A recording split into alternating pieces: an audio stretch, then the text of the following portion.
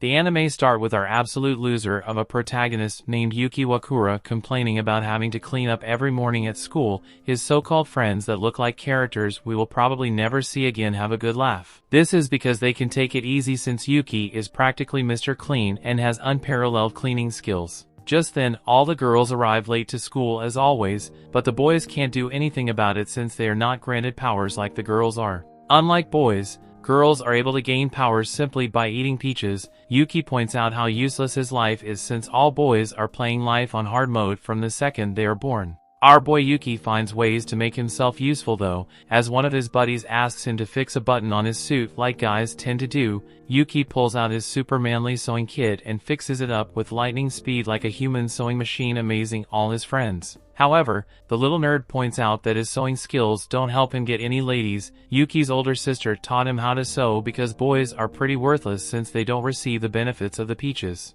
She taught him well, but she was pretty abusive about it as she would choke him straight into unconsciousness if he didn't do it right. Yuki's side character friend wonders about his sister, but he is told by the other little nerd that it's a sensitive topic. It's almost time for you to start looking for a career, but he begins to wonder if that's all there really is to life. Between having to work a dead-end job and all that sewing he does, he will be a riskless dweeb forever. Yuuki snaps out of this depressive state of mind and assures himself that there is something more out there, a place where he can make a difference without having to sew a single thing. Just then, the area becomes really foggy and a strong gust of wind pushes him back. When the fog clears, Yuuki realizes that it's his worst nightmare. He has appeared in a place called Mato. He begins to freak out and searches for his phone to bring out the Mato instruction manual. Mato refers to an alternate dimension accessible via gateways, also known as doors. These doors suddenly appeared throughout Japan. Damages and injuries sustained as a result of monsters known as Shuuki entering their world, or civilians accidentally wandering in Mato, are referred to as Mato mishaps. This little history lesson is good and all, but what's really important is what he needs to do now. When a civilian finds themselves in Mato, they're supposed to stay wherever they are and wait for the Demon Defense Force to rescue them. The terrified Yuuki plans to do just that, but one of these horrifying Shuuki appears to attack him. Yuuki runs for his life from the monsters that look like they're straight out of Bleach, but arrives at a dead end and several more Shuuki appear. Yuuki determines that he can't sew his way out of this one, so he has the bright idea to throw a rock at the creature. This shockingly accomplishes nothing and just gets it mad. Yuuki then imagines what his body would look like after getting sliced up by this thing. He won't be able to sew himself back together, but he explains that he doesn't want his life to end this way. The demon isn't listening to his concerns at all as it's about to destroy him, but just then he is saved by a girl riding on a Shuuki. This girl calls him unlucky for getting a text so fast and initiates a fight with all the other beasts. She slices a bunch of the low anime budget demons in half with her sword, but she sees that the Shuuki she was riding just had its arms ripped off. She knew the dumb thing would be too weak, so she continues taking care of business on her own. Her name is Kyouka Uzen and she is the commander of the 7th Squadron and the Demon Defense Force. She tells Yuuki to stay back, but he makes himself super useful by pointing out that things are getting worse by the second. Kyouka takes control of one of the Shuuki by putting a chain around its neck and the two get out of there. They are chased soon after the Himari, Nei, and Shushu arrive to back up their commander. They report that there are no other survivors, so Nei checks their surroundings again. She finds that a horde of the low-effort monsters are approaching quickly, so Kyouka tells them to handle it while she takes the boy to safety. The girls instantly handle business as Himari does her best impression of Mega Man and transforms her hand into some kind of Gatling gun to put a bunch of holes in the demons. Shushu won't be outdone though and shows off her ability to grow into a giant like she's one of the Avengers. It becomes pretty apparent to Yuuki that of all the girls that are able to get power from peaches, these girls are the cream of his crop. Yuuki has only heard rumors about the Demon Defense Force, but seeing them in action now amazes him. The girls finish up the hollows from Bleach and we see that they found an unconscious boy. They assume that their commander made it back to the dorm already, so they decide to go and check if the last site has been cleared before heading home. The little boy wakes up, but instead of being grateful for them saving him, he just looks around for his sister. Elsewhere, we see that the commander hasn't made it back yet and she is busy reminding Yuuki about the most important rule. When a civilian finds himself in a Mato mishap, they're supposed to keep their mouth shut. Just then, they must stop as they come across a girl that Yuuki remembers seeing just before going through the gate. This girl is just about to learn an important lesson from gravity, but luckily she is saved by Kyouka. Kyoka's Shuuki slave is way too slow, so they have to abandon it, and she begins fighting all the demons chasing them. Yuuki bravely protects the girl, but he must be saved as well. Kyouka quickly raises a barrier and tells them not to wet themselves, but the demons are beginning to break through. Things are looking bad even for Kyouka, and she begins to think about how she got stuck with a lousy ability. A look into the past shows some girls gossiping about her. She is known for being strong, but her ability sucks, and they are certain she will never be Supreme Commander. Kyouka is determined to prove those dumb girls wrong and vows to one day rule over all the commanders. Time is running out and she thinks about doing something crazy. She has never tested her ability on a man before, so she has a serious decision to make. She tells Yuuki that she needs something from him in order for them to escape, so of course the little dweeb is eager to do whatever it takes to survive. He doesn't get what he expected though, as Kyouka informs him that he's going to be her slave. The process seems like it might be a little risky however, as Kyouka tells the little girl to get out of the way and close her eyes. Kyouka explains that if Yuuki had enhanced strength it would have a shot at making it out of there alive. Yuuki can't believe that she wants him to fight the demons, but Kyouka manhandles him and reminds him that he said he would do whatever it takes. She then explains that it's time for him to bow down to her. These words hit Yuuki like a truck gun, and despite never even having touched the girl before, he reacts on instinct. Yuuki holds her finger out to him, and for some strange reason his instincts tell him to lick it. The second his disgusting tongue touches her probably dirty finger, chains of energy surround him. Immense power bursts out of his body and Yuuki transforms into a crazy-looking demon. He looks way more powerful now, and Kyouka is amazed to see that it actually worked. The other girls arrive and are shocked to see that their commander turned him into her slave. Yuuki is insanely powerful as he slices right through a demon, and things have worked out way better than Kyouka could have imagined. Kyouka mounts him and commands him to show her what he's got. Yuuki then starts ripping all the demons to shreds like a boss, flying through the air and slicing right through all of them like they don't even exist. Kyouka throws in some commands for good measure, and she is stunned by how fast he is. Kyouka reunites the little siblings, but everyone is startled when the demons start doing some reuniting of their own. The giant lump of demons becomes a huge demon, so Kyouka sends the others home so she can take care of business with Yuuki. She commands him to crush the giant, so Yuuki bursts right through the little rock it was carrying. He dodges all of its attacks and trims a bit off the top of the demon's body. The thing blows up in a huge way, leaving all the girls that apparently haven't left yet to wonder who in the world this guy is. Kyouka ends her ability and reverts Yuuki back to his very average and plain self. Kyouka declines the other girl's offer to return home like a jerk because she needs to have a very important and secret conversation with her new toy. She reveals that he surprised her, as she never would have guessed that an average Joe like him had it in him to turn into such a beast. She wants to make his job as her slave a permanent arrangement, but that statement alone makes her boy speechless. Before any of that though, there's an important caveat to her ability. She wasn't kidding as she plants a kiss right on Yuuki's face. She pretty unfairly calls him a pervert and explains that this is the price of her ability. Since she is the master, she must without exception compensate her slave with a reward. As if that weren't crazy enough, the reward must be one that equals the worker's slave does each time he carries out a task. Yuuki's heart is pounding out of his chest and he can't believe that his reward was a kiss. Kyouka explains that he worked really hard out there and shockingly offers to give him another kiss. Yuuki freaks out as she has given him plenty to dream about already and declines the offer. He does probably the most awkward thing anyone can do in this moment and accidentally hits her in the face. Kyouka sympathizes with him and explains that she wasn't expecting this situation either. When the Shuuki were her slaves, they only wanted slices of pork as a reward. Yuuki, on the other hand, is a disgusting pervert, and she reveals that in these moments, her body moves automatically. Regardless of how she feels about it, it's the price she must pay for her ability, so she plants another kiss on him. Afterwards, Yuuki makes the dumbest looking face as he is still stunned to have just had his first kiss. Kyouka gets really serious as she explains that if even just one of the Shuuki were to appear in the real world, there would be dozens of casualties. Her goal is to become Supreme Commander and exterminate the vile creatures for good. The current Supreme Commander is a loser though and far too lenient. With Yuuki's help, she is sure that she can reach her goal, so she insists that he work for her. Yuuki surprises absolutely no one when he reveals that he isn't good at stuff like sports or academics. All he is confident in is his ability to be a maid and keep a house sparkling clean. That isn't a problem for Kyouka though, as she is all for a dude that knows how to clean. Aside from that though, Yuuki showed a lot of bravery when trying to save the girl, even though he was just being a meat shield. Kyouka thinks he isn't too bad for a guy,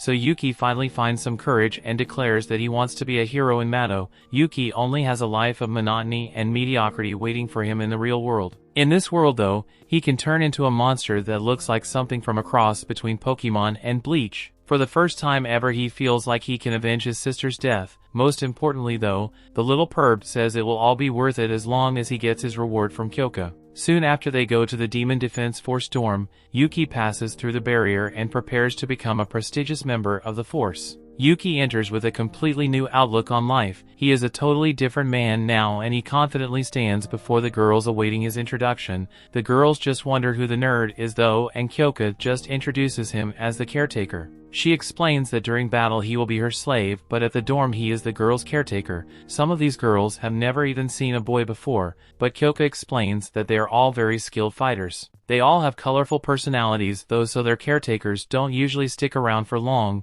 Yuuki is the perfect fit though because he is as dull as it gets and he is great at cleaning. Yuuki is furious since he thought he was going to be on the Demon Defense Force, but Kyouka explains that men are not allowed to join. She instructs the girls to make him feel at home so they waste no time in telling him to do chores. Yuuki can hardly keep up, but NEI is the only nice one among them and tells him that everything will be okay. The others are quick to point out that the little girl has superiority over him, so he better not disobey her. Yuki's dreams of having a meaningful life have been shattered as he goes into a deep depression for having to obey the orders of a child. Things might not be so bad though, as Kyoko kindly welcomes him to the squadron. The story continues. We see Yuuki proudly finishes up doing his cleaning thing, but thinks about how this scenery doesn't look so great in Mato. Just then, as Shuuki that thinks it's being sneaky tries to attack Yuuki, the barrier stops the stupid hollow from Bleach and NEI arrives to check if he is okay. She explains that the 7th Squadron is in Mato's unlucky southwest area, that is why more Shuuki appeared there than her other dorms. Mato is an alternate dimension that's as big as the city of Tokyo and it's divided into 8 locations, each one also has its own demon defense force. NEI considers herself his teacher, but Yuuki isn't sure if he can get used to a child being his superior. Yuuki ignores that for the moment as he wonders if they should do something about the Shuuki that's just been hanging around there awkwardly, but NEI explains that it's just a small fry and they can just ignore it. Himari doesn't agree with her apparently, as she goes all Mega Man on the Shuuki and lights it up with her Gatling gun. Yuuki is upset that she almost hit them, but Himari points out that if she wanted to hit him, he would already be filled with bullets. Himari tells him to get to working on dinner and reminds him that he's only there because of Kyouka. Yuuki begins to think that being a caretaker really sucks and he has a strange feeling like he senses someone. That night, everyone raves over Yuuki the chef's cooking skills and even the poor attitude Himari wants another serving. He feels great after all the compliments and even keeps a good attitude when they remind him of all his other duties. The dummy gets back to work but finally remembers that he wanted to be a hero, not a handyman.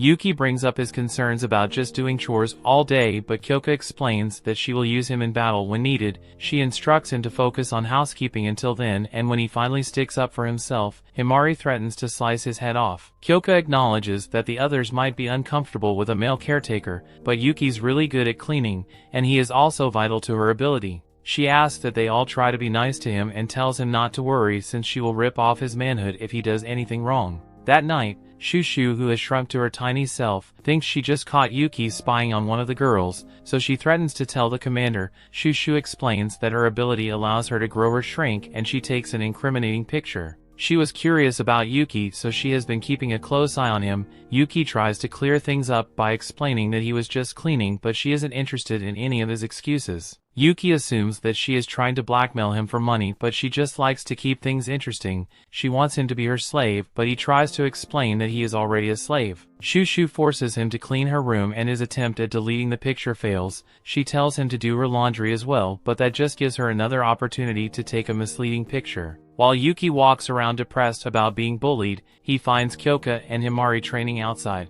Just then, a Shuuki appears and Kyouka uses the opportunity to show Himari how it's done. She absolutely destroys the low-budget anime monster, shocking Yuuki and amazing Himari. Yuuki can't believe how she instant-killed it and he realizes that he can never get on her bad side. NEI arrives and reveals she will be living with Himari to a meeting, so he will be left with Shushu to protect the dorm. That night, Shushu forces him to give her a massage and reveal that she grew up without a father. She came to Mato looking for excitement even though it meant risking her life. The two decide to play some video games, but Yuuki warns her that he's pretty good. They make a little bet which Yuuki is hesitant to accept at first, but eventually decides that he will win and make her apologize for treating him so poorly. He actually loses every game though and ends up losing his shirt because of it. Just then the two must rush outside as a giant Shuuki has appeared to attack the barrier.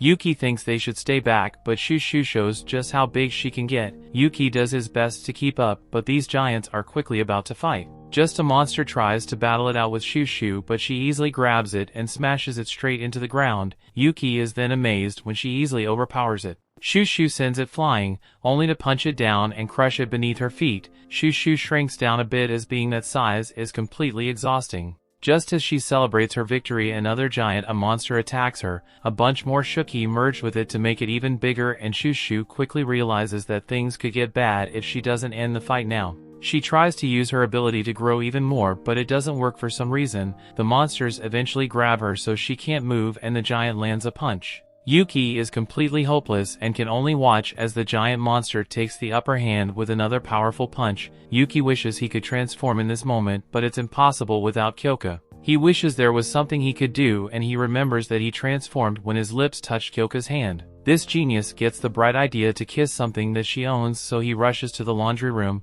Licking her glove fails, but it did start the transformation, so he is on the right track. Shoving his face in her shirt transforms his foot, but he needs something that will give a stronger reaction. He eventually finds her boots, but he really begins to question what this says about him as a person. Things are getting really bad for Shushu outside, so he rushes out there with Kyouka's boot. There is no time left, so he must act now, if he really wants to be a hero, even if it means looking a boot. Yuuki sadly does just that, and power erupts from his body. Back at the fight, Shushu realizes that she must have pushed herself too far by transforming into her jumbo size. The monster shows no signs of slowing down, but Shushu realizes that her body will transform back to normal size soon. Just then, a partially transformed Yuuki rushes towards her and is determined to try his best. Despite not being at full power, Shushu keeps the thing from moving, giving Yuuki the perfect target. He unleashes a powerful kick, absolutely destroying this thing's head and winning the battle. Shushu thinks he was being too reckless by fighting at half power,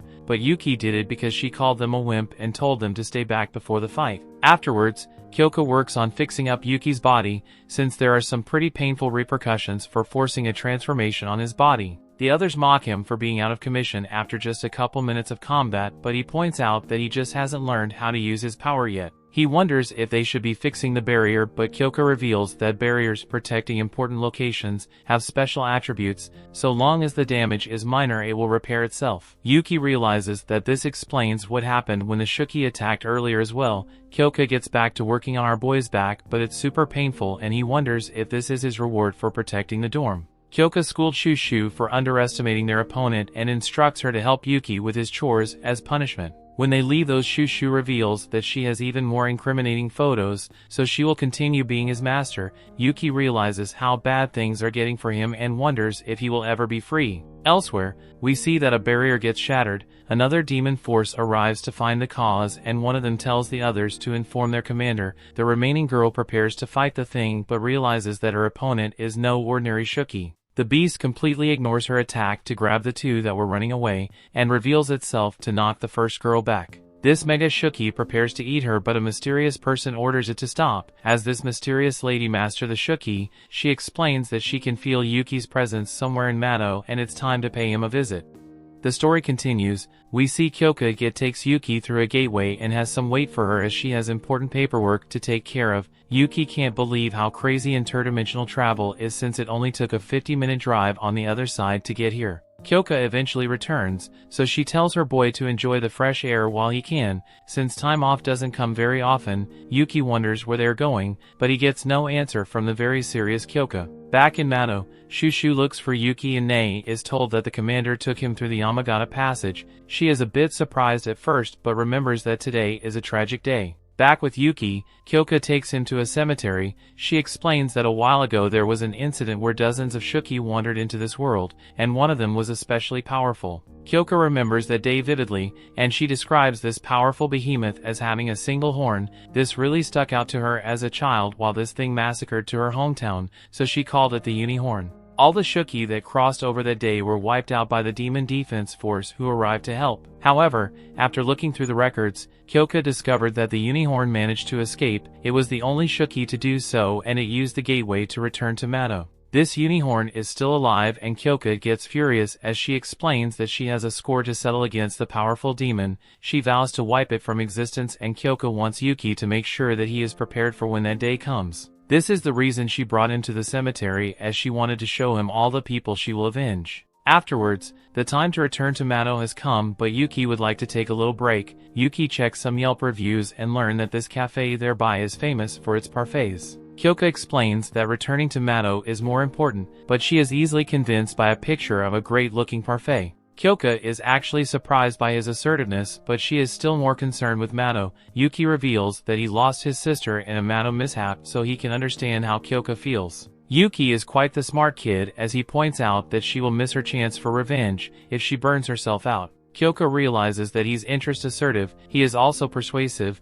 Kyouka thinks the parfait tastes amazing, and her smile brings Yuuki some memories of his sister. They always got along really well, and she would always encourage him to learn things like cooking and cleaning. Just then, Kyouka gets an emergency call from Mato. It's not life-threatening, but something serious is definitely happening. Break time is suddenly over, and Kyouka has Yuuki transform. His demon form gets them back quickly, and Kyouka rewards him because that's just part of how her power works. At the meeting, Kyouka is informed that a discovery was made during patrols. A crater-like formation appeared nearby along with a large number of Shuuki. Yuuki takes one look at the iPad and is shocked to see hundreds of Shuuki on a radar. Kyouka is even amazed, as she has never seen anything like this before. Nei uses her ability to reveal that the Shuuki are not leaving and seem to be making some kind of nest. Wiping all the Shuuki out will be a huge undertaking for their squadron, and Yuuki is fired up. Kyouka declares that there will be taking 3 vehicles, and Yuuki is shocked to find that he is considered as one of these vehicles. Yuuki takes off ahead of the others, and they just call him a wild beast. Yuuki and Kyouka arrive at the crater, and he thinks about how horrible it would be if someone got stuck in there with all the Shuuki. He wants to start taking them out, but Kyouka tells them to wait for her signal. The others start attacking first, and Kyouka explains that if the Shuuki merge, then it will be easier than taking them down one by one. Just Shuuki are tough, but their fighting style is simple. As long as they stick to their strategy, then will be impossible for them to lose. Kyouka tells Yuuki to be ready, since they will begin their attack once a giant Shuuki reaches its big size. Just then a powerful beam comes out of nowhere and strikes Shushu. A look at where it came from reveals that it was a single-horned beast. Kyouka instantly recognizes it as the one that massacred all those people, and it attacks them. It absolutely destroys their truck, and the girl mounted on it announces that she has joined the party. Himari is surprised that the girl can talk, since she thought she was a monster, but this just gets the girl upset. She fires a massive attack, but Himari just manages to block it by transforming her arm into a shield. The attack proves to be too powerful though, as Himari's shield is destroyed and she gets hit by the devastating beam. Yuuki and Kyouka quickly move in for an attack, and they manage to push back the unicorn. The girl is pleased with their power, but Kyouka is furious to once again be face to face with the unicorn. The girl is amused that they have a nickname for the demon, and Yuuki is stunned by how terrifying the beast looks, the one that destroyed Kyoka's hometown. Everyone on their team is in really bad shape, and Kyouka demands to know who the girl is. This girl explains that she's the Demon Defense Force's arch enemy, and Kyouka shocked when she pulls out a Mato peach. This girl wonders if Kyouka has seen her little brother anywhere, but Kyouka doesn't answer. This girl uses the peach as a distraction to land a sneak attack, but Yuuki just manages to stop it. Our duo uses some kind of combo move, but it does nothing to the girl. She explains that her younger brother always followed her around when they were younger, but the instant he got a little older he turned into a rascal. As this girl takes the upper hand in the fight, she explains that her brother getting older just meant that she could start to knock some manners into him. Yuuki can't tell if this girl is a Shuuki or not, but knows for sure that she is far different than any other opponent he has ever encountered. The girl prepares to say her little brother's name, but she is interrupted by all the Shuuki that have just finished combining into a huge giant. This girl could not be angrier about the interruption, but this just reminds Yuuki of his sister. The girl is furious to have been interrupted while talking about her brother, and she instantly squashes the giant beast. She feeds the demon's remains to the unicorn, and Kyouka just now realizes that she must be the supreme commander of the Shuuki. The girl is disappointed that they clearly don't know anything about the Mato, and she easily dodges our hero's attack. She explains that this is a world full of curses and separates Kyouka from Yuuki with an attack. The girl is impressed that Kyouka has such a powerful Shuuki and takes hold of him. Yuuki is terrified that she's going to crush him like she did to the giant, but the girl is stunned. She realizes that he isn't a Shuuki at all. She reaches for him, but Kyouka jumps back into the fight to push her back. Kyouka managed to do some damage and moves in for another attack, but the unicorn stops her. They make their escape, but Kyouka demands that the cowards come back. Kyouka has completely given into her rage since that they want to run from her. Then she will just do exactly what the unicorn did to all the fleeing villagers. She vows to tear them apart from behind, but when she turns to look for Yuuki, she sees that he is busy helping their team. Kyouka sucks up her pride and tells Yuuki that Himari and Shushu's safety is their top priority, so they will pull back for now. Kyouka regrets letting her rage take over, as she now realizes that it almost cost her squad mates. When they return to the dorm, Kyouka explains that their team's wounds are light and they will be fully recovered by the next day. The little weirdo's reward this time is being stepped on, and Yuuki himself becomes terrified by the demands of his inner psyche. Yuuki apologizes for letting the unicorn get away, but Kyouka doesn't blame him, as getting their team out safely was more important. She determines that the girl must be a new species of Shuuki. She can't believe that one of them can understand their language now and is certain that this news will shock the world. Yuuki then surprises her when he explains that he thinks the girl looks a lot like his sister. She also had a strange reaction when she saw his face. Kyouka doubts it since no human could be that strong. On top of that, no one has ever heard of a human becoming a Shuuki. While cooking, Yuuki still wonders if it was his sister. The problem is he can't understand how she managed to survive or why she would be fighting against the Demon Defense Force. He has no clue what to do if he sees her again, but he must snap back to reality to finish up his cooking. Nei has him kneel down to handle some business as his superior, and she punches him right in the face for putting everyone in danger. With that out of the way, she understands that he fought hard to protect everyone and tells him that she will take care of dinner so he can rest up. He helps her cook anyway and decides that he will figure out what to do about the demon girl later, as he has work to do now. Elsewhere, we learn that the girl's name is Aoba Wakura. She has made fun of her calling back with injuries, but their healer named Coco fixes her right up. Aoba's certain that the monster she fought with her brother Yuuki, but can only wonder how he ended up looking like a Shuuki. She thought they did and the guys into the Demon Defense Force, but regardless of that, she enjoyed their little reunion. After a bath, Yuuki accidentally walks in on Himari, so she prepares to end his life. However, just then a gateway surprisingly opens up and two girls appear. One is the commander of the 6th squad named Izumo, and the other is her second in command named Azuma. They're very interested in Yuuki, who's becoming quite popular, but Azuma has them get Kyouka. The story continues. We see everyone meets Izumo. She compliments Kyouka in having a slave that can make a mean cup of coffee. The Supreme Commander has sent out a message regarding the appearance of the vicious humanoid Shuuki, so Izumo has come to discuss it. All squadrons usually act independently, but moving forward, the Demon Defense Force will be more cohesive. Azuma is a real jerk as she mocks Himari for fainting during the battle against the humanoid. She calls her a coward and tells her that she is dragging her family's reputation through the mud. Azuma tells her to just give up on her dreams already and to come home with her. In reality though, Azuma points out that the humanoid Shuuki is actually quite strong. Kyouka agrees and can understand what they have all been ordered to work together. Azuma expresses her confidence in teaming up with Kyouka, but she doesn't have any trust in Kyouka's team. She rudely says that she won't name any names, but there is someone that she is sure will slow them down. Kyouka gets an idea and points out that it's important for them to assess each other's strength. In order to do this, she recommends that they hold an inter-squad Mato exhibition match. Everyone is shocked and Yuki's dumb brain immediately thinks of a sports match. Thankfully, Nei corrects him and informs him that it's actually a contest of strength and skill between squadrons. Kyouka would like for it to be single combat, so Izumo agrees. Izumo will have to make preparations first, so they leave. Just then, Himari asks Kyouka help her prepare for the match. Kyouka explains that it won't be easy, but Himari proclaims that as long as it means she will win, she will do whatever it takes. Kyouka agrees and tells her to start training right away. Himari then turns to Yuuki and reveals that what their agreement really meant was that Yuuki would be her slave now. After the girls enjoy Yuki's cooking, he reveals that his secret ingredient was chicken fat. Himari calls him a great slave, so he wonders how that ended up happening in the first place. The answer is simple, it's for the sake of the Mato exhibition, and Himari declares that she has to win. Kyouka knew that Azuma's attitude struck a nerve, so this match gives Himari the opportunity to teach her a lesson. As they travel for training, Yuki still can't figure out how he ended up being Himari's slave. Himari reveals that transforming parts of her body into weapons isn't actually her main ability.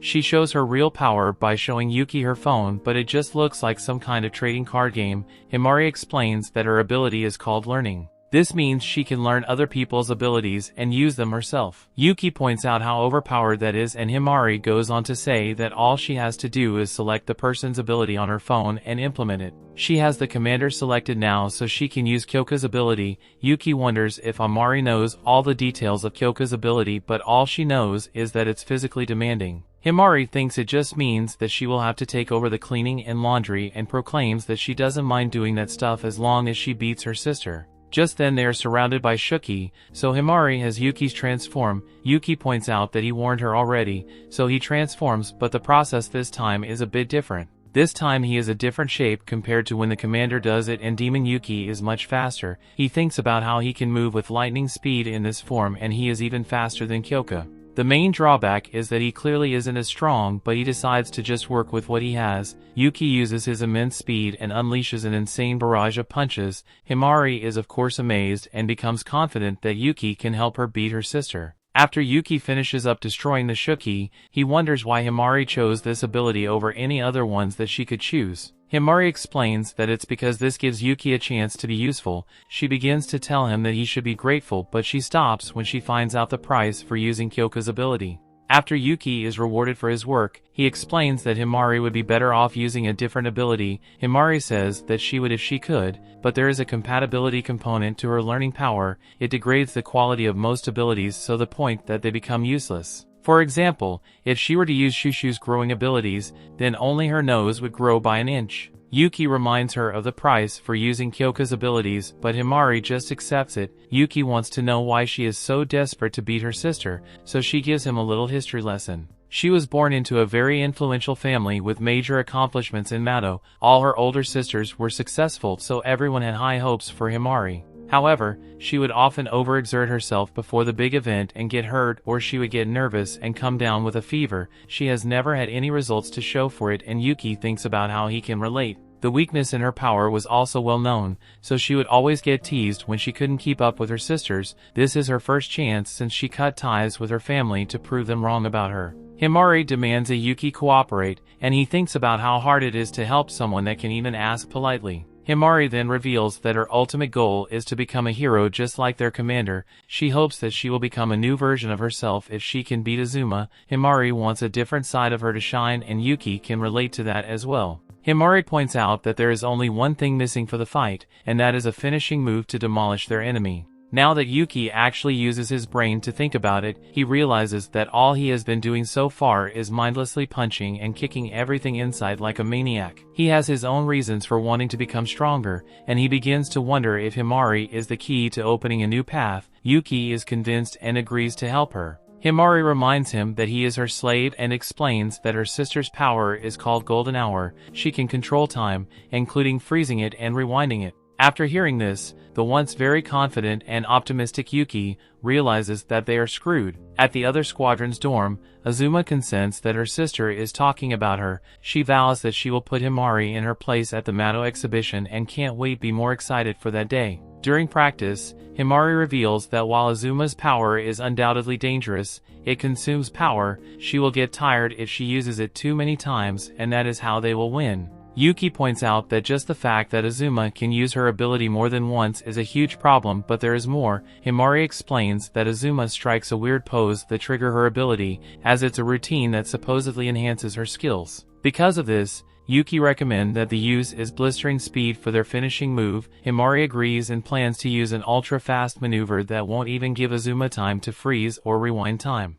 It will also have to have enough force to knock Azuma out of the fight completely. Yuki tries out a swift step forward into a head punch, but it needs to be polished into a deadly blow that can't be dodged. Himari has Yuki channel all his strength into a single part of his body, so he does it to his legs, and they get huge. Just then Shuukis appear just in time to serve as practice dummies. Yuki's giant legs make him even faster than before, but his first attempt at his special move doesn't go so well. After defeating all the Shuuki again, Yuki realizes that he overdid it as his legs are exhausted. It's clear that he lost all his arm strength since he poured all his energy into his legs. Himari determines that he just needs to keep experimenting with it until he perfects his technique and rewards him, this time with a nice little pet on his head. Kyouka arrives at their next training session and she's amazed to see that Yuki really does look different. She also compliments Himari for thinking about a good finishing move but wonders why she is watching him from so far away. Kyouka reminds her that there is a fundamental essence to using her ability and tells her to make her proud as she leaves.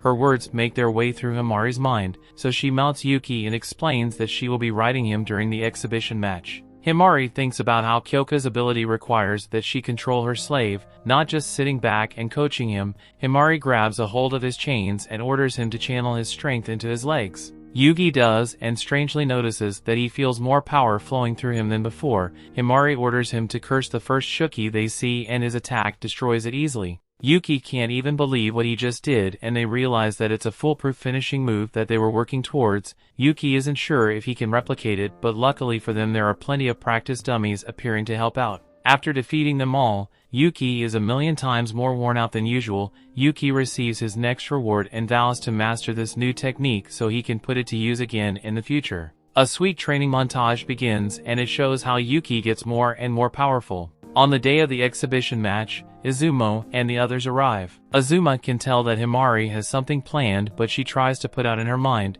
as she doesn't think her sister will be able to pull it off. Himari gets a bit flustered but Yuki arrives to tell them that the match will begin soon. Yuki can tell that Himari is bothered so he tells her not to worry and reminds her that they train their butts off. Himari's confidence is restored and she guarantees that they will win. When everyone's ready, they all write their names down so a girl named Jinna can use her ability. It allows her to create a barrier by drawing a line on the ground acts as a boundary. Only those who sign their names can enter. Furthermore, any damage sustained during combat inside the barrier will be healed. Jinna will serve as the referee and she is just glad that she can witness the Demon Defense Force in action. Not everyone believes that Peach's grant power is based on a person's nature and knowledge, but she does. Because of this, she is excited to see everyone's powers. Jinna's barrier can withstand the power of 1000 Shuuki and they're also counting on her to judge the fight. Yuki can obviously tell that Jinna is a Demon Defense Force fangirl, but this also means that she hates men. Nei counts as a non-fighter so her job is to cheer on her teammates. Right off the bat, round 1 will be between Himari and Azuma. The rules are whoever gives up or gets knocked out first loses. Injuries will be healed so they're encouraged to go all out. Azuma plans to drag Himari back home when she beats her, but Himari explains that she isn't the same person she was back then. She declares that she will win and has Yuki transform. Azuma won't deny a dog handler to use her dog in battle so she allows Yuki to take part in the fight. With both sides ready, the match begins. Azuma starts by warning her sister, but before she can even finish her sentence, she is gasping for air from Yuki's lightning-fast attack. She has no clue where it came from but gathers herself to rewind time by 5 seconds. Time rewinds to the very start of the match, but Himari can tell that Azuma is getting tired. Luckily for them, they plan ahead in case it couldn't finish her with a single blow. Azuma prepares to find out if their first attack was a fluke, and thinks about how Himari doesn't seem to have realized that her time manipulation ability has gotten stronger. Azuma will point out that little sisters can never be big sisters and uses her ability called Prime Time.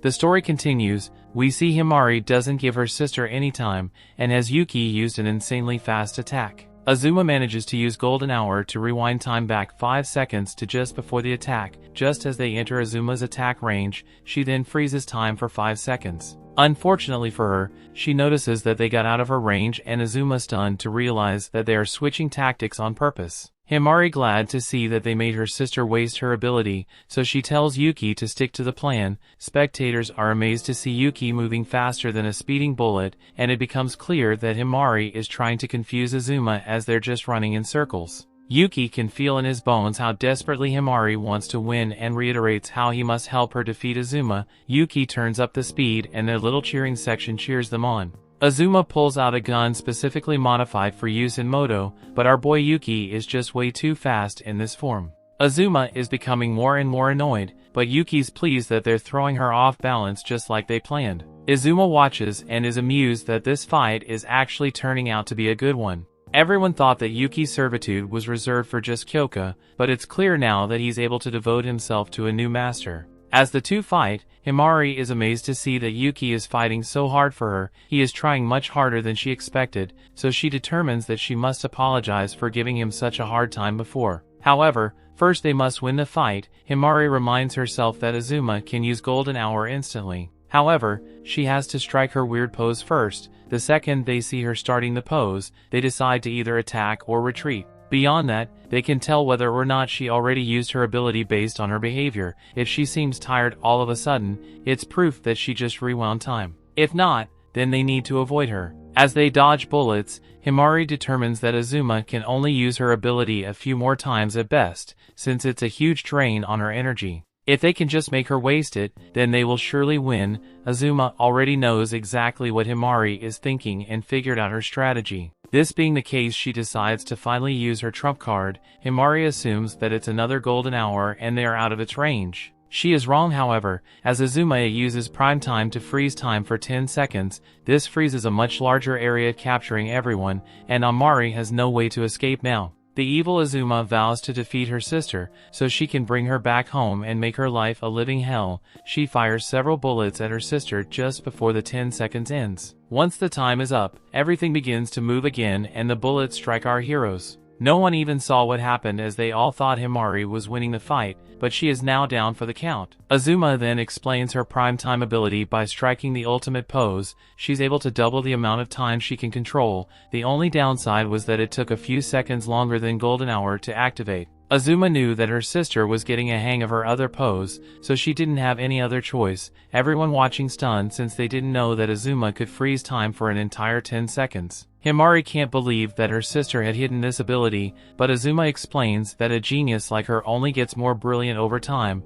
not including that in her calculations with Himari's downfall. Our announcer points out that Himari was able to take the upper hand due to Yuki's speed, but Azuma ruined all of that with her trump card.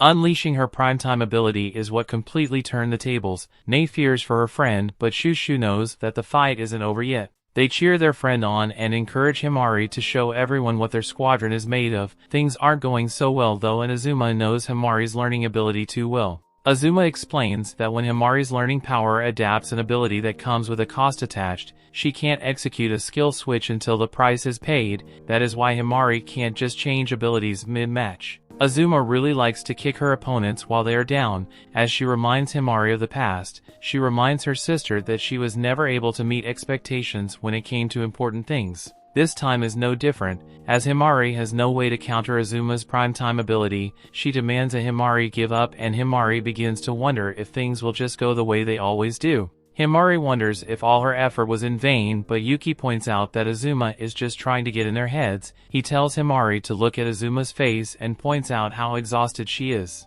Azuma is clearly upset, and Yuki predicts that she won't even be able to use her ability again. Yuki declares that he would be ashamed if his master did something as stupid as quitting while they are so close to victory. Himari tells them that he looks pretty exhausted himself and he has a real smart mouth for a slave. Himari's confidence has been restored and she promises to punish Yuki after this is all over. Himari's friends cheer her on as they have finally gotten back up, and it's clear that the fight's climax is finally approaching. Azuma prepares her weapon and tells Himari to stop with her shameful behavior. There is no messing with Himari's mind anymore, as you can see things clearly now. She points out that in their squadron, staying strong and fighting to the end isn't shameful behavior at all. Azuma thinks about how she thought that breaking Himari's spirit now would make it easier to train her later on, but things have not gone that way. Yuki and Himari prepare to use a move that they practiced, so Azuma strikes her golden hour pose. Yuki's body emits a blinding light, but Azuma shocks since she already struck her pose. She rewinds time 5 seconds anyway, prepared to end the fight, but she is even more stunned to see plain old Yuki in front of her. She can't see Himari anywhere, but time is running out on her ability, so she fired several bullets at him. Everyone is then stunned when Azuma takes damage and they see that Himari was on the ground. Azuma didn't think that Himari was so desperate to win that she would sacrifice everything, and she collapses. Everyone is at a complete loss for words, but Himari strikes a victory pose. Himari is officially announced the winner and everyone celebrates. Kyouka explains that Himari used the flash and smoke from Yuki's reverse transformation to blind Azuma. She is amazed by her second in command and compliments her on her strategy. Everyone stops cheering when they realize that Yuuki is in bad shape, but Kyouka tells them that there is no need to worry. Yuuki regains consciousness that they're getting shot and is told that usually these kind of injuries would be life-threatening. However, since he sustained them inside Jinna's barrier, they will heal up as good as new. Yuuki is healed almost instantly and he is amazed by Jinna's power.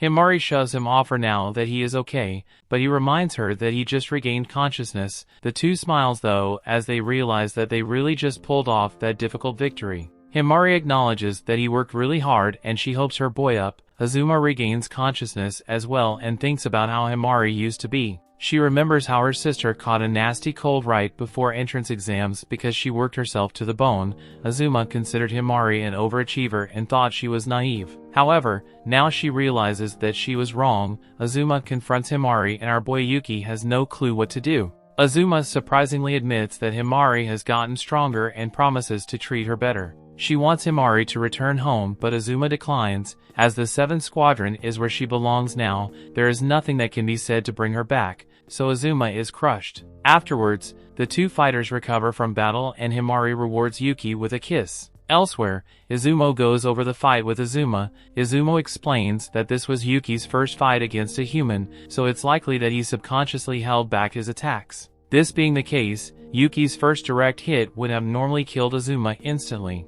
Izumo reminds Azuma to never underestimate her opponent, since she didn't finish them off after using primetime. Izumo's final comment is about Yuki. She is amazed by how he just kept on pushing himself over and over, only to sacrifice himself in the end. Outside we learn that it's Shushu turn to fight next, but Himari and Yuki haven't returned yet. Shushu was eager to impress Yuki with her skills as well, so she goes to get them. Inside the dorm, Himari tells Yuki that he's the main reason she was able to defeat her sister and gives him another kiss. Himari apologizes for being so mean to him and admits that boys might not be so bad. Himari points out that the kisses are nothing more than just the price of using the ability, and Shushu shocked to hear this for the first time. Outside, Azuma apologizes for losing her match. Her failure means that it's up to Sahara to win for them now, but Sahara couldn't be more calm. Sahara is confident she will win, but we see that there are also some uninvited guests nearby. The story continues. We see round 2 Shushu versus Sahara, and they both specialize in hand-to-hand combat. Shushu wants to impress Yuki with her skills and hopes that he can give her some praise afterwards. For losing Azuma's test with being a cheerleader, and Sahara promises to make her friends proud, the two fighters decide to hold off on using their abilities, so their battle begins with some serious hand-to-hand combat. Shushu instantly slams Sahara to the ground, but Sahara manages to eventually suplex her right back. Shushu was just getting started, but Sahara is already exhausted and declares that it's time for them to start using their abilities. Sahara's friends wonder how many she will be using of something and they predict that she will use 3. Kyouka thinks about how both of their abilities center around physical attacks, and Izumo predicts that Sahara will end the match shortly. Shushu turns into a giant and Sahara uses her ability called Mad Sheep. She then says the word 3 before dodging an attack and she declares that paper beats rock, while smacking Shushu right across big giant person face. Sahara's Mad Sheep ability allows her to boost her strength for the precise amount of time she specifies in advance. This has a 1-minute minimum and a 60-minute maximum. The shorter amount of time she says, the stronger she gets. However, her ability has a mandatory 3-minute cooldown period. The power of Blondie lands some attacks, and she points out that Shushu's large size makes her an easy target. Sahara lands a devastating blow and Shushu worries about disappointing Yuki. Sahara wants her to give up, but Shushu explains that she's just warming up. Sahara admires that attitude and Shushu can't even really explain why she feels so determined. A look into the past shows that Shushu was never interested in romance with some dude. She always hoped for something more interesting and decided that she would never be bored if she joined the Demon Defense Force in Mato. Her friends told her that she would understand the value of a relationship one day, and she now wants Yuki to watch her as she does some serious damage to Sahara. Sahara tries to suggest that Shushu shrink down for better mobility, but that sounds like a snooze fest to the thrill-seeking Shushu. Shushu likes to go big or go home, so she does the opposite of Sahara's suggestion and grows even more. No one saw this turn of events coming and Shushu slams her gigantic body onto Sahara. Sahara is not to be underestimated though, as she is holding her own. Shushu grabs her and points out how she was just too big to dodge this time. Shushu ruthlessly smashes her into the ground and they celebrates that she won the match. Jinna begins a down count, but everyone is shocked to see that Sahara is not only still in the fight, she's also now powering up. Azuma explains that if Sahara loses consciousness while her ability is still active, her heightened killer instincts take control of her body. She will attack enemies and allies alike, but it's the cause of such immense power, she is able to sleep anytime anywhere, and this is her hidden power. The unconscious Sahara then absolutely destroys Shushu and the down count now begins for her. Unfortunately, Shushu can't recover from the powerful attack and Sahara is announced as the winner. Jinna patches her all up and Shushu apologizes for losing. Kyouka makes her feel better by saying they can work on improving later, and Shushu leaves to change clothes. As she leaves, she begins to cry though since she looked like a fool in front of Yuki. Yuki overheard her and goes to try to offer her a drink since he is the caretaker of the dorm. Shushu would rather he erase her memory of the pitiful loss be healed, unfortunately doesn't have that kind of power. He acknowledges that it must be tough to lose, but he didn't think the fight was pitiful. Yuki actually wishes he could have seen more of her awesome wrestling moves and this makes Shushu feel a lot better. Shushu has him close his eyes and surprises Yuki with a kiss. Yuki has no clue why she would do that, so she explains that she just wanted to follow the shock of losing with an even bigger shock. However, she thinks about how she can't tell him how she really feels until she gets him to like her more. Outside, Nei informs Kyouka that she doesn't sense any anomalies nearby. That changes very quickly though, as she is stunned to find someone that looks right at her. This mysterious chick is somehow able to speak to Nei and tells her to say hello to the others for her. She has a less friendly message as well though, and it's that a real battle will begin now. Before Nei can even explain anything, a bunch of Shuuki emerge from the ground. Jinna assures everyone that her barrier is impenetrable, but everyone is shocked when another mysterious person arrives. His name is Ryren and he is some type of humanoid. Ryren unleashes a powerful attack and shocks everyone when it starts breaking Jinna's barrier. The exhibition match is called off immediately, and Kyouka has Izumo take the non-combatants back to the dorm. Ryren is eager to eliminate them all, so Kyouka has all fighters prepared for battle. She instructs everyone to destroy all the hollows from Bleach and starts off by sending one of the big ones back to Hueco Mundo. Shushu and Yuki return outside and Shushu wastes no time in jumping into battle. She already feels way better, but Sahara must jump in to protect her, and the two decide to work together. Ryren realizes that they aren't his target, and Himari isn't either. He finds Himari quite annoying however, so he uses a powerful attack on her. Azuma just manages to rescue her and the two sisters realize that Ryren is going to be a dangerous opponent. They signal to each other as they have thought of a plan and Himari takes off running. Ryren commends Azuma for saving Himari, but Azuma vows to make him pay for trying to hurt her sister. Himari finds Kyoko and Yuki and surprisingly asks to mount Yuki with her. Yuki has never had two people mount him before, but they all decide to give it a try. Yuki kisses Himari's hand and Kyouka predicts that with two masters, Yuki will take on a more powerful form. Yuki then bursts with power and begins a whole new transformation. Yuki is a whole other demon now, and he can feel the power of coursing through his body. It's time to show what his new form can do, and Yuki is certain that he can replicate the move Aoba used on them. Yuki channels his energy and unleashes an insanely powerful blast. Their girls can't believe what the power of having two masters can do, but they are confident that they can beat the entire swarm of Shuuki now. Himari is worried about her sister, but Kyouka confidently tells her that she will be okay, since they have Izumo. Nearby Nei informs Izumo that there are two more humanoids. Izumo returns to the battlefield and refuses to be outshined by the 7th Squadron. Jinna complains about not being able to see the fight, but it can't be helped as the dorm has the strongest barrier. This is like torture for her, but Nei lets her link up to her mind so she can watch. The fight shows Kyouka destroying some demons and Jinna cheers everyone on. Shuuki cannot be beaten with normal weapons. The only way to counter them is with the abilities granted by the Peaches, and by using weapons that are specially made to be imbued with the Peaches' power. The only exception to this is Kyouka. She trained atop a sacred mountain to perfect her own unique style of combat that destroys creatures. Through her training, she gained the skills necessary to defeat Shuuki without relying on her Peach ability. This is why she was able to become a commander and she is at her strongest right now. Nearby, Azuma is using her time manipulation ability, but only to evade Ryren's attacks. Azuma's done to see the immense power that these humanoids are capable of and she eventually falls victim to one of his attacks. Ryren points out that Azuma can't do her time manipulation pose without her arm, but he is wrong as Azuma can pose no matter what the situation is. Azuma rewinds time 5 seconds to when she still had both arms and dodges the attack this time. She is still in pretty bad shape though, and Ryren prepares a terrifying attack to finish her off. The moment intensifies as Azuma prepares to be killed, but all the tension breaks as Azuma appears out of nowhere. Everyone involved is stunned to see Sierra appear out of thin air, and she tells Azuma that she will take it from here. Ryren doesn't like how casual Azuma was being and reminds her that his entire army is closing in on her. Izumo finds this statement humorous as the dust clears and she reveals that she has already neutralized any Shuuki that might try to interfere with their fight. Ryren is stunned to see that he is now surrounded by his destroyed army, and Izumo points out others should still be 2 officer-level humanoids somewhere. However, she decides to leave that for later as she would just take care of Ryren right now. Ryren acknowledges Izumo's power but still has confidence as he looks forward to a fun fight.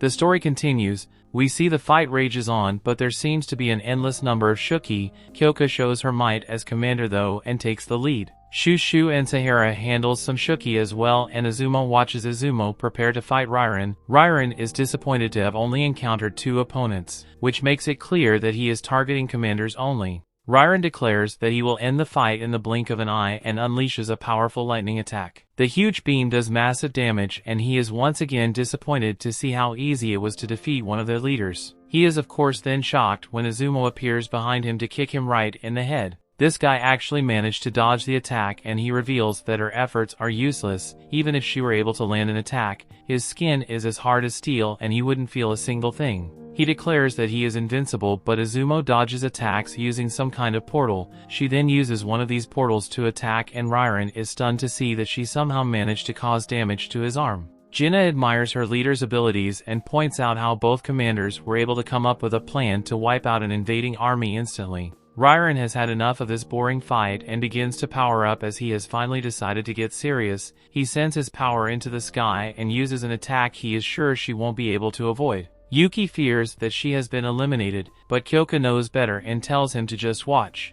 Ryren triumphantly declares his victory, but he's being short-sighted as Izumo, surprisingly still alive. She uses a portal to land a punch, and Ryren gets completely confused when she also seems to have teleported him with just one touch. Ryren is now hopelessly falling through the air, and Jinna celebrates her leader's godlike ability. Izumo is able to manipulate the space around her, and it's called Ain no Matori. Izumo uses her ability to open another portal and makes Ryren disappear. Izumo declares that his impenetrable defense doesn't matter one bit when she can rip apart the fabric of space. Yuki is naw of how the 2 leaders completely wiped out an army, and Himari points out that this is how all commanders are. They are in a whole another level. On top of that, Kyouka wants to be in charge of all the commanders, so her goal seems impossible. Yuki's doubts are put to rest though, and Kyouka confidently declares that she will become supreme commander no matter what. Kyouka tells the other girls to handle any remaining Shuuki, and Yuki realizes that he can't just stand around admiring Kyouka's strength. He reminds himself that he came to Mato to be a hero and declares that he will join them. Afterwards, the group discussed how they were able to win the battle. Their problem is that, according to Nei's report, there were other enemy generals somewhere nearby. Our group diligently looked for them, but they couldn't find a single trace of these other generals. Nei apologizes for detecting them too late, but they just assumed that these generals had some kind of cloaking ability. They tell Nei not to dwell on it, since her warning kept them from getting blindsided by their attackers. Izumo calls Yuki a little slave and tells him that he stole the show on the battlefield. He has won over Jinna as well, since she now realizes that boys can sometimes be talented too. She is his biggest fan now and even wants an autograph. Himari then approaches her sister and thanks her for coming to her rescue. Azuma keeps her cool and simply explains that letting the enemy defeat Himari would bring shame to their family. Azuma keeps putting on her act as she states that this was her only reason for saving her. She offers to train him area up if she comes back home with her, but Himari reminds her that the 7th Squadron is her home. The 2 commanders decide to call the metric draw, but they are disappointed since they were looking forward to their one-on-one fight. The 2 squadrons part ways, but Azuma leaves with a mysterious smile. It's time to relax, but Yuki did eliminate a lot of Shuuki, so he is rewarded for his efforts. Later that night, Nei makes a drawing of what the hidden enemy generals look like. The drawing is quite impressive, and it helps them realize that these generals are not the humanoids they encountered last time. Yuki thinks back to the opponent they are talking about, and he can't help but think about how she looks like his sister. He wonders if she belongs to another group, or perhaps there's some other reason that she wasn't with these enemies. Our protagonist finally gets some much-needed sleep, but we see that Izumo uses her portals for things other than fighting as she appears to watch Yuki. The next day, Yuki, Kyoko, and Himari go to visit the 6th Squadron's dorm.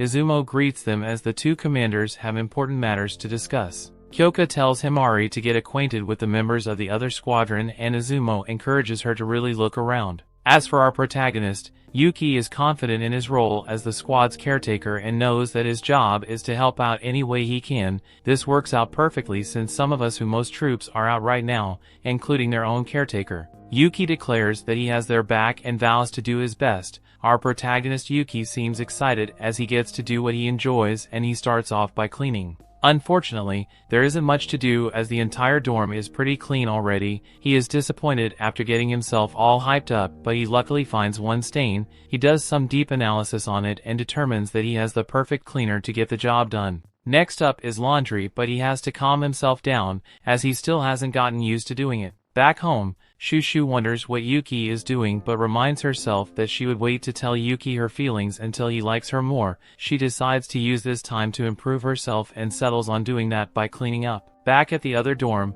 Yuki prepares to deliver Izuma her clean uniform, but he fears what she might say when she sees him. He's relieved to see that she doesn't seem to be there and decides to just leave the uniform in her room. This ends up being a regrettable decision though, since things get a bit weird when he opens a door to find that Izuma has pictures of Himari everywhere. Izuma's true love of her sister is evident, but it's a bit too much, so our protagonist Yuki gets out of there as fast as he can. Yuki then finds Sahara fast asleep but somehow ends up in a strange spot. Sahara apologizes afterwards and they find it very still Himari. They wonder what's wrong with her, so she explains that she's just waiting to speak to her sister. Izuma's busy getting shredded by lifting some heavy weights and Himari wonders if she does this all the time. She does, and Sahara reveals that Izuma trained like this well before the exhibition match was even a thought. Himari is amazed that her sister is pushing herself even harder than she used to, and Sahara wonders if Himari looks up to her big sister. Himari points out that her personality sucks, but concedes that Izuma does well academically and athletically. Himari has always thought that she could learn a thing or two from her big sis. Sahara explains that she's a big believer in the theory that someone's peach ability is based on their knowledge and nature. In Himari's case, her desire to learn from Izuma is perhaps what gave her the ability to learn and use other people's powers. As for Izuma, her ability to control time might come from her desire to spend time with her little sister. It makes a lot more sense than Himari is willing to admit, and Sahara encourages Himari to talk to her sister more often. Yuki agrees, so Himari goes to see her. Izuma keeps up her tough act, but it's clear that they're getting along better than before. Sahara thinks that showing Himari Izuma's room would be the quickest way to fix the relationship, but Yuki thinks it would be best to keep that room a secret. Nearby, Kyouka explains that they should proactively search out the humanoids. They haven't been making any moves recently, so Kyouka thinks the investigation should start near the crater where they first appeared.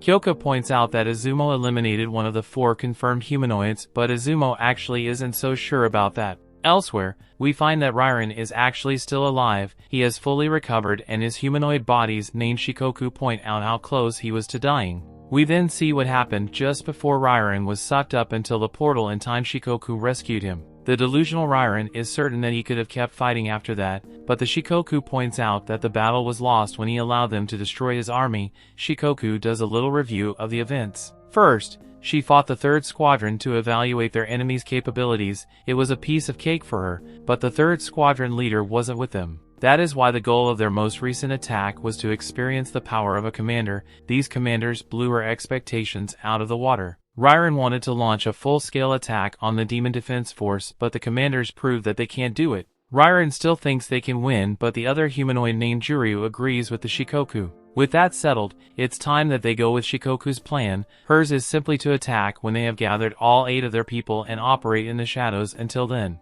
Ryren hates being called people, but Shikoku can't help but be interested in them. Humans are incredibly entertaining to her, and they are far more complex than she ever could have imagined. Kyouka's meeting with the Izumo comes to an end, but Izumo has one more thing on her mind. It's in regards to personnel, and Izumo shocks Kyouka when she asks to have the little slave.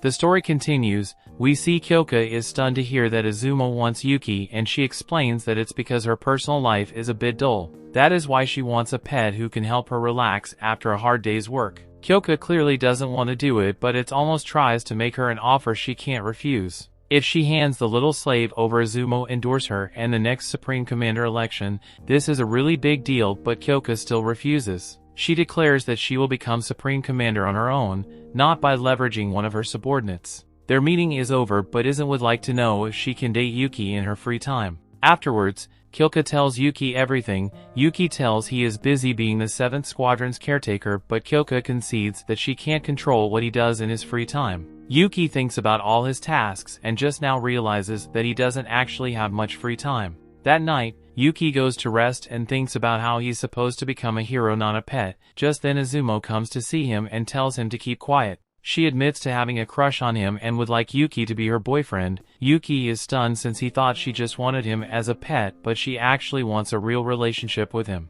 Izumo was won over by his bravery and his housekeeping skills. Izumo shows what she can do with her ability, but Yuki tells her that he needs time to decide if he wants a relationship or not. Just then Shushu barges in, wanting to play video games with Yuki, but she is stunned by what she sees. The girls all meet up and scold Izumo for sneaking into the dorm. Kyouka agreed not to interfere with their lives, but Izumo abusing her power to pounce on Yuki is not okay. Their meeting is over, so Izumo says goodbye to Yuki and heads home. Yuki is exhausted, so he's told to get some rest as they will be having early morning training the next day. The next morning, Kyouka reveals that they will surely have to fight the humanoids again. In preparation for this, she would like to try practicing how to lend out her slave ability. It would allow the others to ride Yuki in slave form. It has become pretty clear that Yuki's attributes change based on who's riding him. The more transformations he's able to achieve, the more weapons they will have available to them. Nei is first up, so she gets on his back and takes a hold of his chains.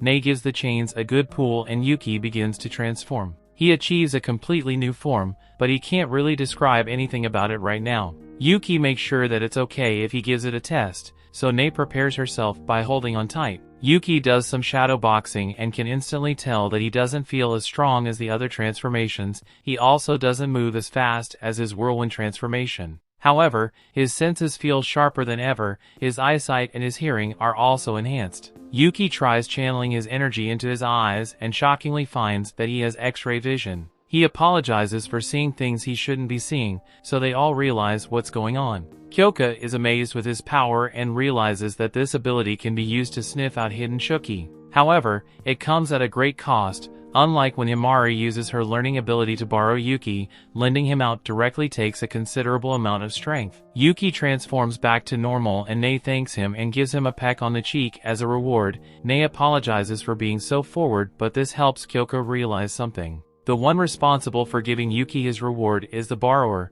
not the lender. Kyouka apologizes to Nei since she assumed she would be responsible for rewarding him when lending her ability. Shushu gets an idea and eagerly declares that it's her turn to transform Yuki. Kyouka warns Shushu to be sure about her decision since she might have to one day use it in battle. If the fighting ever gets intense, then her reward might end up being more extreme than Nei's was. Shushu actually likes this idea, but she hides it by declaring that defeating Shuuki is their #1 priority. Shushu hops on his back and takes a hold of his chains. Yuki transforms once again and he can instantly tell that this transformation is much stronger than the others. However, he is much bulkier and much more sluggish. Kyouka agrees that he's definitely powerful, but she doesn't think it's worth lending her ability for such a simple upgrade. Shushu doesn't want her to rush to conclusions and points out that there's a good chance that if she goes into giant mode, Yuki will grow with her. Shushu gives it a try, but she ends up crushing the normal size Yuki when he isn't able to grow with her. Shushu gets even more disappointed though when her reward just ends up being that she has to bandage him up. That transformation was pretty underwhelming,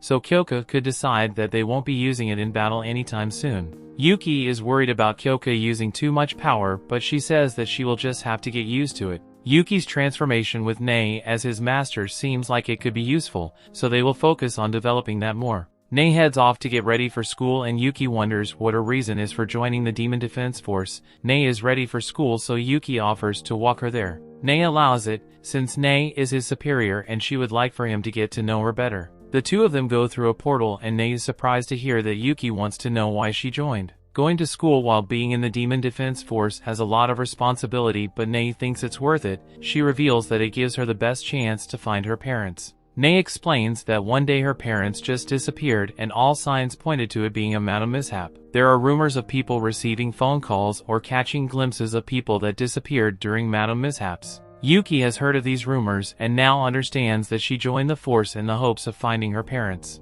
Nei believes that her feelings manifested as her ability after eating a peach, since it's able to help her find things. Yuki assures her that her parents are alive somewhere, just like his sister is. Back in Mato, Izumo reveal a message she received from the Supreme Commander. Even if they find the humanoid Shuuki, they are not too engaged with them until the Supreme Commander gives the order. It's pretty obvious that she wants to speak with them and perhaps assess how intelligent they are. If it goes well, they might be able to solve the Shuuki problem and prevent Mato mishaps. Kyouka is against the whole idea and points out that these humanoids are the type to attack first and ask questions later. She doubts that humanoids will just want to talk to them and she thinks the commander is just being naive. Izumo concedes that it would probably just evolve into battle anyway, and she promises that her squadron will cooperate with Kyouka as no matter what. Yuki returns home and he is shocked to see that Izumo was there. Izumo teases him a bit for being nervous, but just then alarm sounded off. Himari and Shushu are out on patrol and they report the appearance of numerous gateways. Kyouka tells Yuki that they must help the girls and Izumo offers to take them.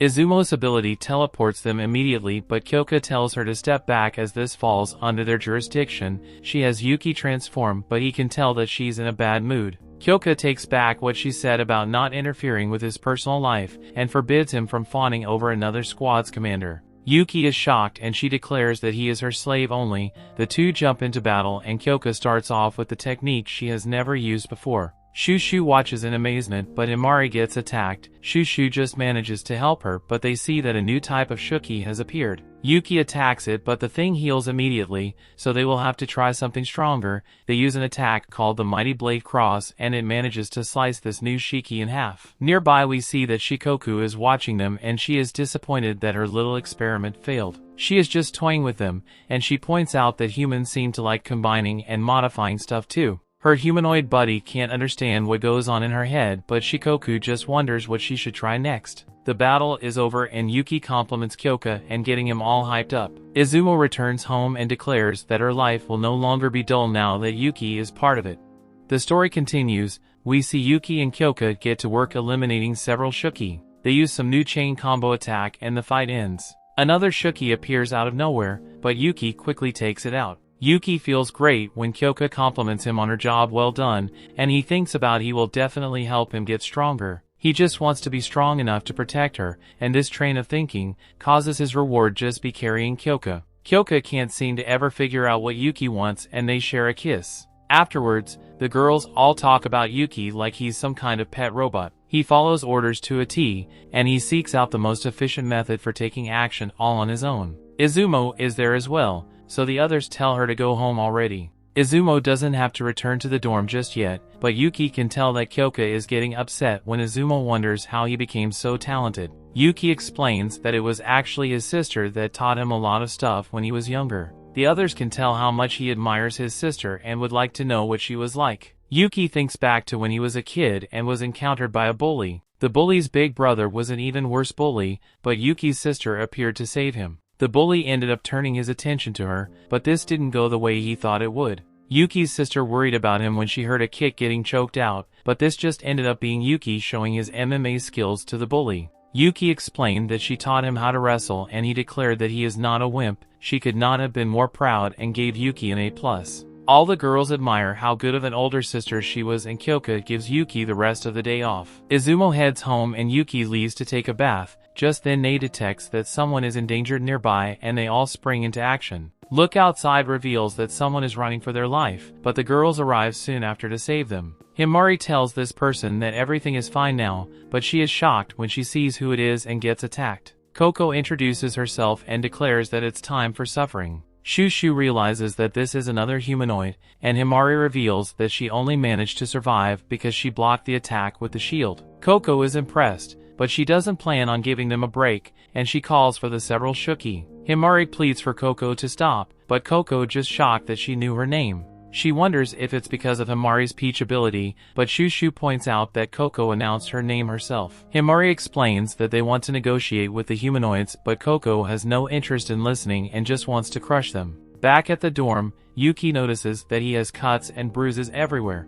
Things aren't all bad though, as he realizes that his muscles are coming along nicely. He encourages himself to keep getting gains, but Kyouka walks in on him and tells him to prepare for battle. Back at the fight, Himari quickly realizes that her bullets are not able to pierce one of the monsters. Kyouka explains it has extra tough armor, but she is shocked when Himari reveals that she can adapt to. This new giant weapon of hers fires a powerful beam and it causes massive damage. Himari must cancel her ability to dodge Coco's counterattack, and Coco makes it clear that this is just fun for her. Shushu finishes up a couple of small fry, but one Shuuki proves to be a problem. Another humanoid emerges from the beast and strikes Shushu. Kyouka and Yuuki rush to their friends, but they're intercepted by the humanoid they met before. She takes a bite out of a peach and Yuuki must dodge her attack. The humanoid demands that Yuuki stop moving and he shockingly obeys her order. Yuuki is then captured and Kyouka gets surrounded. Kyouka manages to eliminate the Shuuki, but she finds that the enemy has left with Yuuki. Kyouka informs the others and explains that Yuuki must have been their target from the start. Everyone is worried about him, but Kyouka points out that they are both wounded. She decides that they will have to regroup at the dorm and decide on what to do next. Another quick look into the past shows when Yuki's sister went missing. Back to the present, Yuuki wakes up to a strange noise and he's pinned down by a humanoid. Aoba walks in and is immediately furious. She assumes that the other humanoids took his clothes off, but they explain that this is just how he was after he transformed back into a human. Coco has the ability to heal, so Yuuki realizes that all his wounds and scars are gone. Aoba's attitude quickly changes and Yuuki is now more sure than ever that she is his sister. She embraces him as they are both happy to see each other and Yuuki can't believe that she has been alive this entire time. The two share a nice moment, but Yuuki wonders how she turned into a humanoid. Aoba sighs that would just be easier to show them where they are and what they are, so she hasn't put on some clothes. They head outside where Aoba shows him the hidden village. There are no peach trees in the area, so the Demon Defense Force never goes there. There are other former humans like Aoba there, and she explains that 20 people call this place home. Coco and Neon introduce themselves and Yuuki wonders if all Shuuki used to be humans. This is not the case, as the Shuuki are just monsters and humanoids are a special case. An accident is what caused the humanoids in the first place, but their souls are still human. Aoba declares that Yuuki can live with her in this place and assures him that he won't have to be treated like a slave anymore. Yuuki tries to explain that they have no reason to hide, since they are all still part human. He is sure that he can protect them and pleads with them to talk to the Demon Defense Force. The humanoids all become furious and Coco declares that the Demon Defense Force is their enemy. Aoba points out that they enslaved him and they can't be allies because of the way their hierarchy is structured. Yuuki shocked to see how much their attitude has changed and he wonders what exactly happened. Back at the dorm, Shushu gets all bandaged up, but she can't help but be worried about Yuuki. Nei has not been able to find him, and she even asked for help from the other squads. She decides to widen her search area, but Shushu just wonders what Kyouka is doing, since she has just been locked up in her room since they got back. Himari assumes that it's because she is under orders from the Supreme Commander that not to make contact with the humanoids. Himari clams Shushu down by pointing out that the humanoid's entire goal was to capture Yuuki. They probably have a specific goal in mind, so he should be safe. Himari assumes that Kyouka has a plan, but we see that this is not the case, as Kyouka is actually really upset.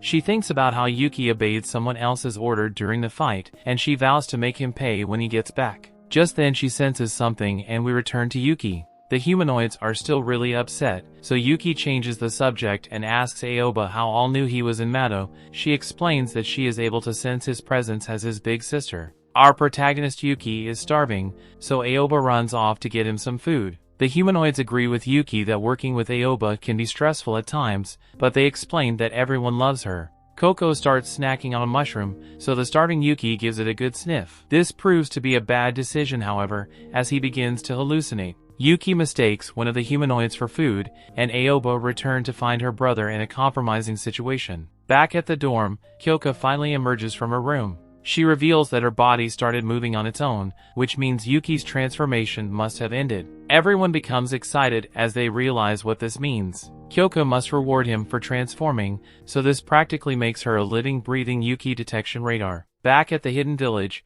Yuuki feels better after eating a meal. Aoba points out how him being there feels like old times and things are just beginning to sink in for her. Yuki takes a look at the Mato peach she is holding and points out that she never ate one back in the real world. She points out that it's not an easy decision when someone has a lot of other responsibilities and a lot of people actually choose not to eat them. Yuki thought that her powers came from the beaches, and Aoba reveals that there actually is a connection. That is because the peaches are what caused them to look like they do now. Back at the dorm, the girls prepare to leave. Nei will be left behind, but the girls from the other squad arrive to help. They all head out and Kyouka declares that their mission to rescue Yuki begins now.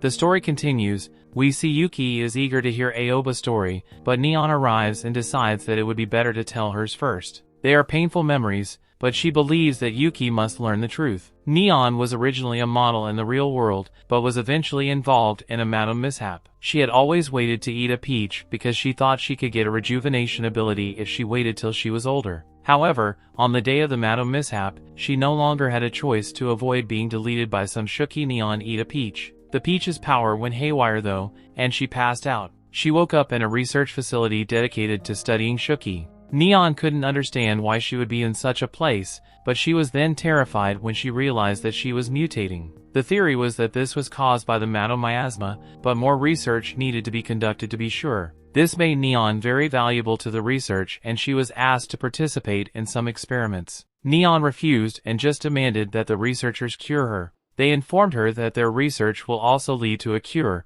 so Neon had no choice but to allow the experiments. They poked and prodded her all over as if she was some kind of lab rat. It wouldn't last forever though, as she would eventually become aware of her ability to move through objects. Yuki is then shocked when this chick sends her arms right through Coco. Neon explains that she simply waited for the right moment and escaped the facility with her friends. The others have similar stories and they all ended up there. Aoba's story is a bit different though. She was alone when she was transformed. Her pain was excruciating, and she fought a battle to hold on to her human intellect for years on end. Aoba hopes he now understands why she had to rescue him in such a forceful way. It's because Mato has a real dark side. Yuki thinks they should tell people, but Aoba explains that it's hopeless. The Bureau claims that Mato exists and serves the country's best interest, and they would just be silenced if they try to speak up. Coco declares that this is why they have to be aggressive. They need to rescue anyone going through what they went through, and they will have to destroy the Bureau. The Shuuki they call Kuma and Akura join the group, but Yuki is most shocked by the unicorn.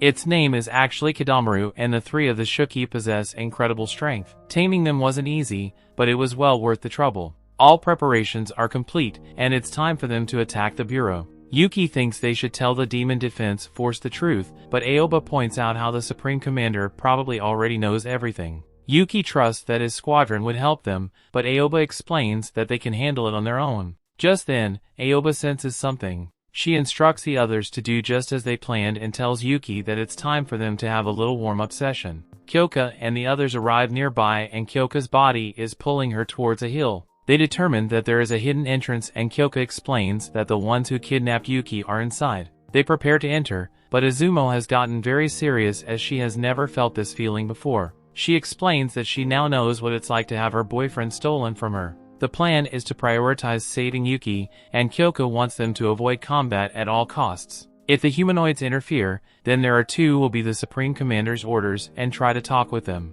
Just then they're ambushed by a bunch of Shuuki, but Izumo warps time to easily defeat them. Coco shocks everyone when she blasts the cave open, and Sahara must block the attack. Shushu joins her to fight the beast, and they allow the others to go on ahead. They are confident that they can handle Coco, but Coco refuses to be taken lightly. Inside, the other girls are shocked to find the weapon-wielding Shuuki. The sisters decide to fight it and allow the captains to go ahead. Izumo teleports away with Kyouka, and the sisters proclaim that they will handle the Shuuki before the captains get back. The captains appear before Yuki, and Izumo shocks Aoba when she instantly takes Yuki away. The captains are not messing around as their mission is complete, and they leave with Yuki. Aoba doesn't feel defeated though. Instead, she's glad that she was able to learn exactly how Izumo's ability works. The captains take Yuki to safety, but Kyouka explains that she has to get something over with first. She must reward Yuki like always, or else she won't even be able to move. Kyouka rewards him, but Yuki is shocked when Izumo does as well. Just then, Aoba finds them and doesn't hesitate to attack, but Yuki stops her. He reveals that Aoba is his big sister, but Aoba wants him to stay out of it. Yuki refuses and demands that she listen to him. Aoba agrees to listen, and the girls are shocked to see that the humanoid is actually listening to him. The captains agree to listen as well, so Yuki explains everything. Back at the dorm, we see that Nei has prepared everyone a nice meal and she is determined to make everything perfect for when the girls bring Yuki back. Back with the others, Shushu and Sahara are taking an absolute beating. Coco points out that they have just been running away, but the girls plead for her to just talk with them. Coco refuses and declares that it's a fight to the death. The girls realize that they aren't getting anywhere, so they decide to use their abilities. Coco's glad to see that they have gotten serious, and she declares that it's time to find out who is the strongest. As they fight, we see that another humanoid Juryu is watching them. The sisters are busy fighting as well, but Azuma, quite powerful, Neon is watching them and she wonders how Azuma is able to defeat so many Shuuki while hardly moving. Azuma isn't humble about it though, and tells Himari to disobey her orders him. Himari agrees to do so, so Azuma commands her to fire away at the Shuuki. Neon determines that attacking them without understanding their abilities would be really dangerous, but she has come up with a plan. Back with Yuki, he has finished explaining everything. Izumo knew that the Bureau was conducting experiments, but she had no clue that they were doing something so inhumane behind the scenes. Kyouka assures Aoba that they will destroy the Bureau, but Aoba refuses to trust two cogs in the machine like them. She plans to use Yuki and eliminated anyone that gets in her way. Kyouka fears that innocent people will get hurt, but Aoba points out that they are victims as well. Yuki pleads for Aoba to trust Kyouka, but Aoba points out that she treats him like a slave. He explains that this is actually his choice, since for now it's his best chance at becoming a hero. Aoba is still determined to help her friends, so Kyouka declares that they will have to do everything in their power to stop her. Yuki tries to calm everyone down, but the time for talking has come to an end. Aoba declares that the battle is about to start, so she keeps him out of harm's way by subduing him. It's clear that Aoba really is his sister, so Kyouka determined that this is the one opponent he can't fight, and they decide to leave him tied up. Aoba calls upon the Unihorn and the Izumo leaves it to Kyouka. Izumo faces off against Aoba and declares that she is Yuki's girlfriend. Aoba becomes enraged and Yuki realizes that he can't do anything to stop them. The girls outside are getting pushed back by Coco, but Sahara thinks she could take advantage of her aggression. She tries to land a punch, but is shocked to find that she just slips right off of Coco. Sahara ends up in a pretty bad spot as Kuma is about to eat her, but the giant Shushu easily stops it. She tries to crush the beast, but finds that it's actually tougher than steel. She decides to stomp on it instead, but it somehow manages to absorb the attack and leave without a single scratch. Coco declares that Kuma's invincible, and she explains that her ability makes her slimy. They cannot be hit and sheer strength means nothing against them. Shushu and Sahara's abilities are all about strength, so these two are the worst opponents that could have ever encountered. Back inside, Azuma freezes time once again and fires her gun directly at Akura. Time is up, so the bullets land, but Azuma is shocked when the bee stops just short of taking her head off. It only stopped because Azuma's bullets eliminated it, but she is shocked to find that her sister has come under attack. Himari is in a great deal of pain, so Azuma screams out to her. Elsewhere, Shikoku is told that they have found what they have been looking for. They are in combat with the Demon Defense Force, so Shikoku decides that it's time for them to introduce themselves as gods. Shikoku's practice speech isn't too great, but Juryu declares that she will make them look divine when they reveal themselves. With that settled, Shikoku decides that it's time for them to make their appearance. That brings the episode to an end. Thanks for watching. Want next part? Subscribe the channel and turn on notification bell.